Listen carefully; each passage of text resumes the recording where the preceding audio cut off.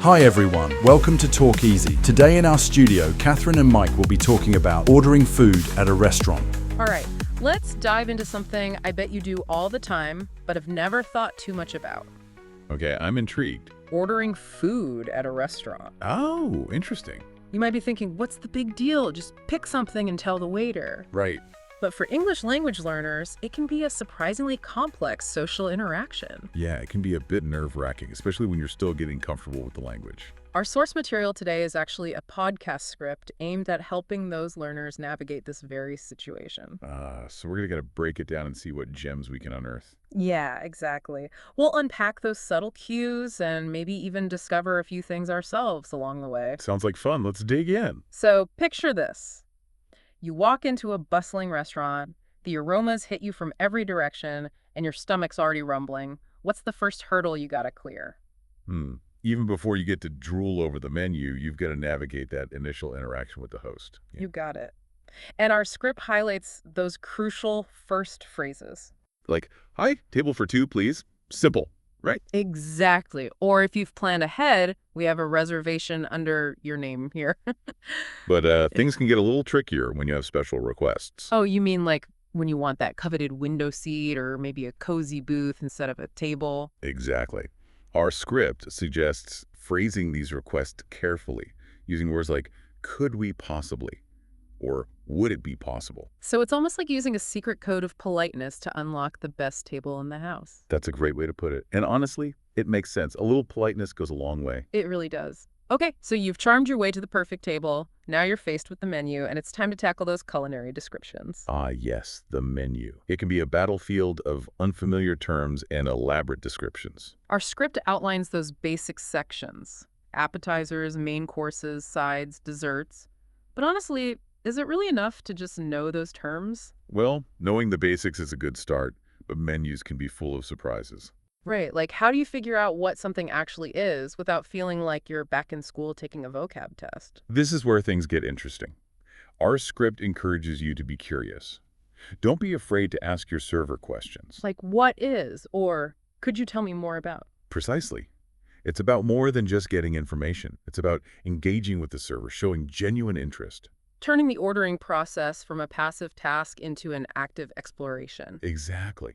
It can even make the food taste better because you're more invested in the experience. That's so true. But of course, for many people, ordering food isn't just about choosing something delicious. It's also about navigating dietary needs and restrictions. Absolutely.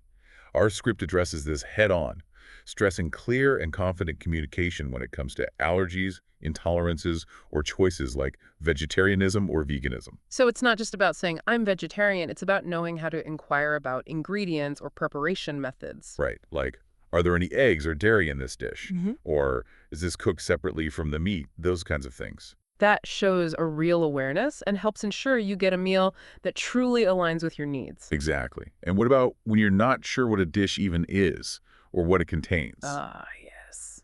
Our script suggests phrases like, could you describe the, or what's in the? It's about being proactive, taking control of your dining experience. Not just a passive recipient of whatever the kitchen sends out. Exactly. You're an informed diner, making conscious choices. So we've arrived at the restaurant, we've bravely faced the host, and we've successfully decoded the menu while keeping our dietary needs in mind. Sounds like we're ready for the main course. We are. It's time to place the order. What wisdom does our script offer for this crucial moment? Well, it really emphasizes clarity and simplicity. So no need to overthink it. Just be straightforward. Exactly. A simple, I'd like the please, or I'll have the please, does the trick. But what about those times when you want to make a modification or substitution, like hold the onions or extra dressing on the side or swap the fries for a salad? How do we handle those requests without sounding picky? This is where the art of polite phrasing comes in. Our script offers some great examples. Instead of saying, I don't want onions, try, could I have this without onions, please? Oh, so it's all about framing the request as a question rather than a demand. Exactly. And don't forget those magic words, please and thank you.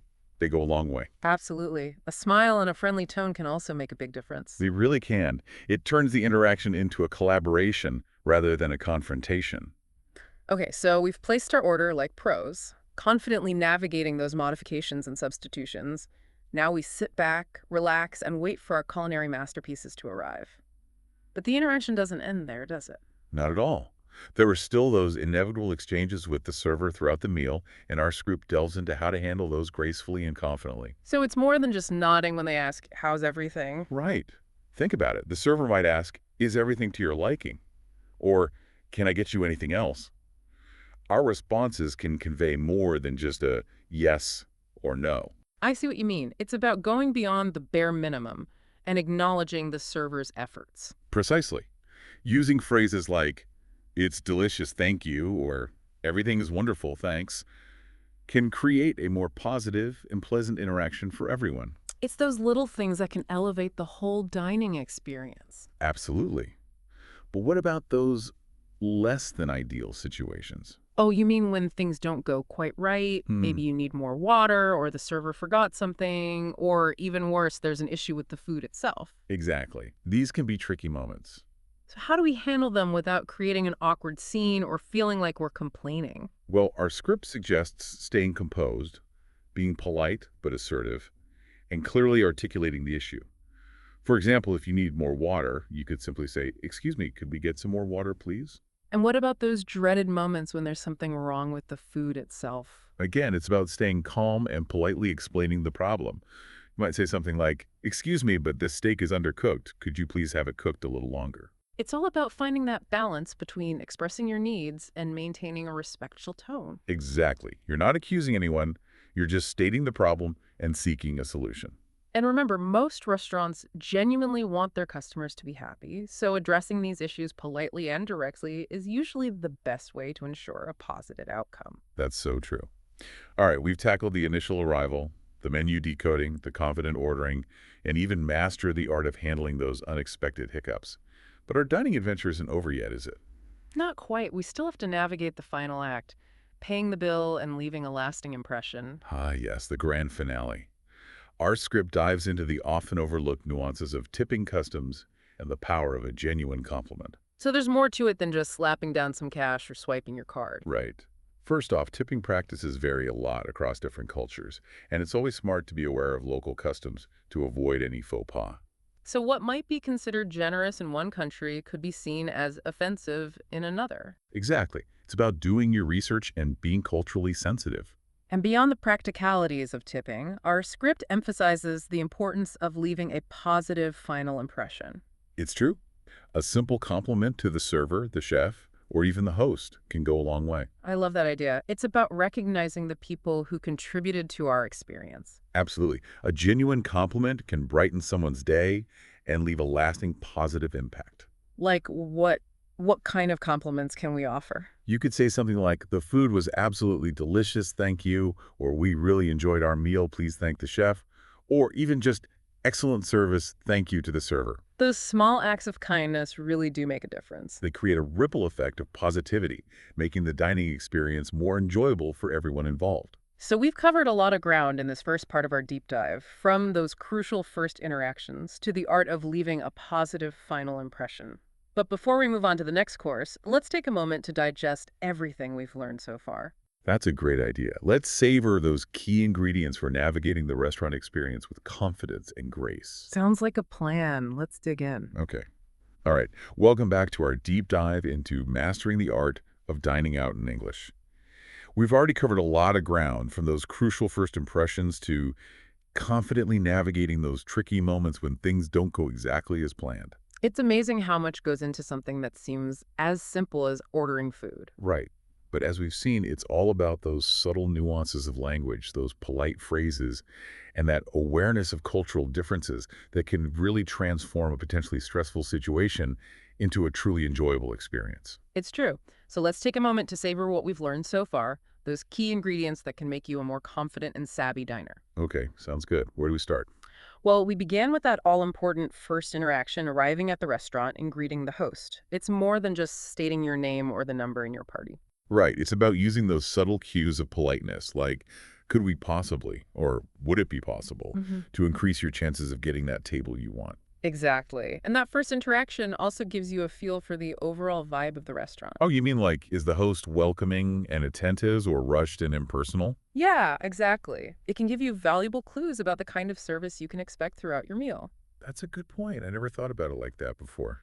Then we moved on to the exciting world of menus, decoding those culinary descriptions, and making sense of all the options.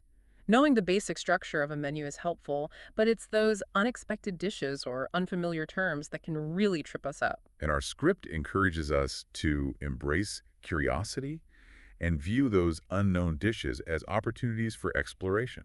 So don't be afraid to ask your server questions. Right. A simple, what is, or could you tell me more about, hmm can unlock a world of culinary knowledge and maybe even lead you to a new favorite dish. It's about turning the ordering process from a passive task into an active adventure, engaging with the server and discovering new flavors and culinary experiences. I love that. It makes dining out so much more fun and engaging. It really does. We also talked about confidently communicating your dietary needs and restrictions. It's not just about saying, I'm vegan or I'm gluten-free, but knowing how to ask those specific questions. To make sure you're getting a meal that really aligns with your needs. Exactly. For example, if you have a nut allergy, you might ask, are there any nuts in this dish?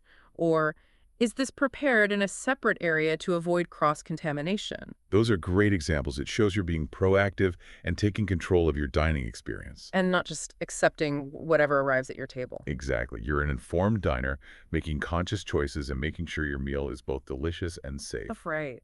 Once we'd mastered the menu, we moved on to the art of placing the order clearly and confidently conveying your choices to the server. And our script really emphasizes simplicity and directness here. So no need to overthink it or use fancy language. Right. A simple, I'd like the please, or I'll have the please, is all you need. But what about those times when you want to make a modification or substitution, like hold the onions or extra dressing on the side or swap the fries for a salad? How do we handle those requests without sounding demanding or picky? That's where the art of polite phrasing comes in. Our script gives us some fantastic examples. Instead of saying, I don't want onions, try, could I please have this without onions? Oh, so it's about framing the request as a question rather than a demand. Exactly. And those magic words, please and thank you, they go a long way. Absolutely. And a smile and a friendly tone can also make a big difference. It really can. It changes the interaction from a confrontation to a collaboration. Okay, so we've placed our order like pros, confidently navigating those modifications and substitutions. Now we can sit back, relax, and wait for our culinary masterpieces to arrive. But of course, the interaction doesn't end there. You're right. There are still those inevitable exchanges with the server throughout the meal. And our script gives us some good tips on how to handle those gracefully and confidently. Right, like they ask, is everything to your liking? Or, can I get you anything else? Our responses can say more than just a yes or no.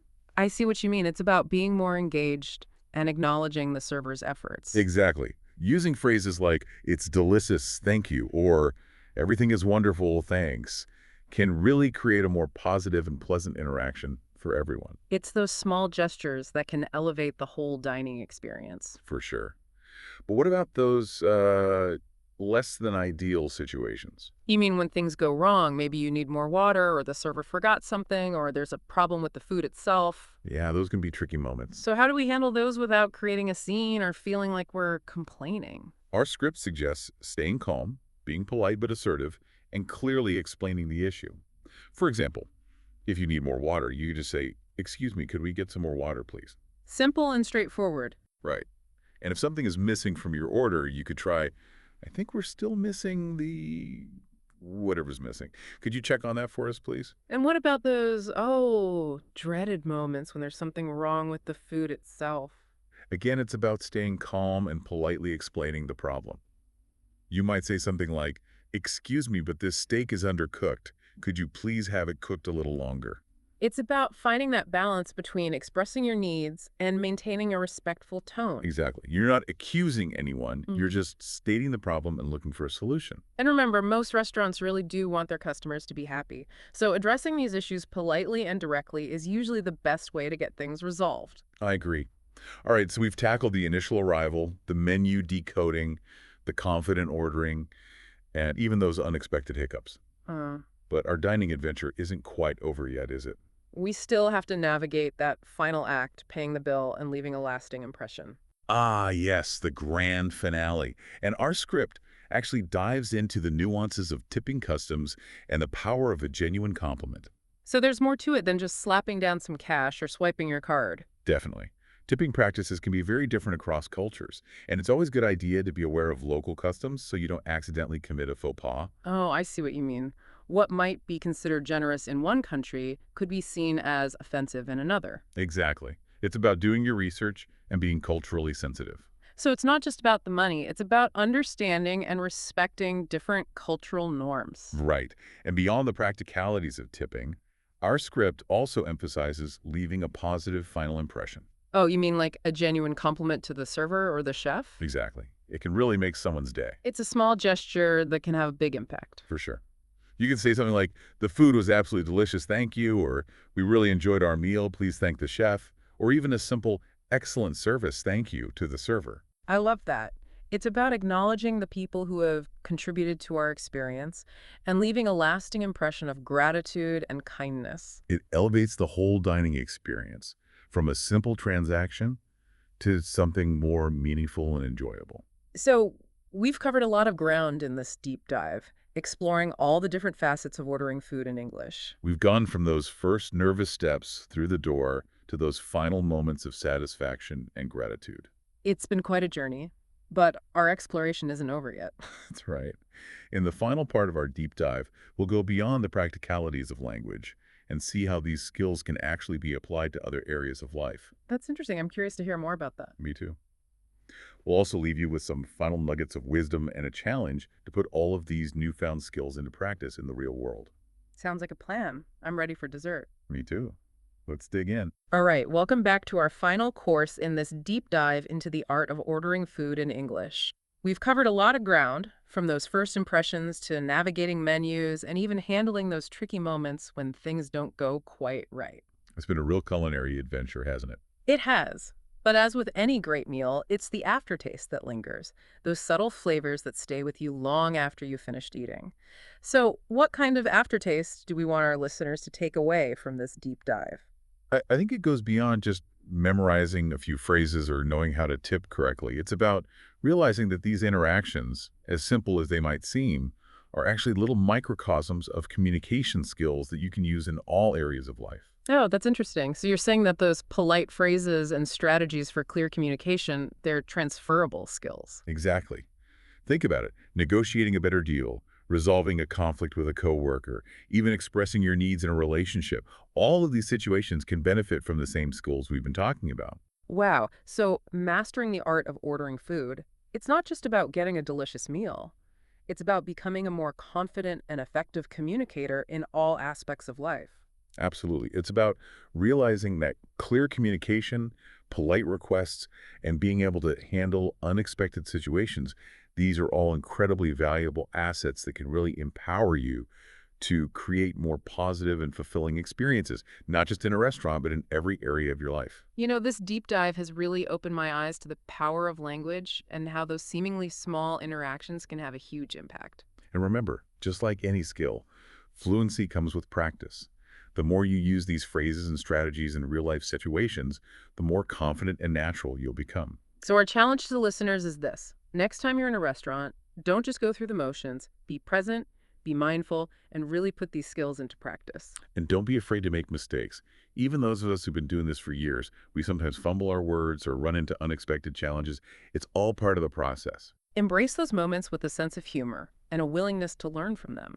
Exactly. Every interaction is a chance to refine your skills and become a more confident and savvy diner. And who knows, maybe those small moments of confident communication will create a chain reaction of positive experiences, not just for you, but for everyone around you. So go out there, listeners, armed with these new linguistic tools and a healthy dose of confidence.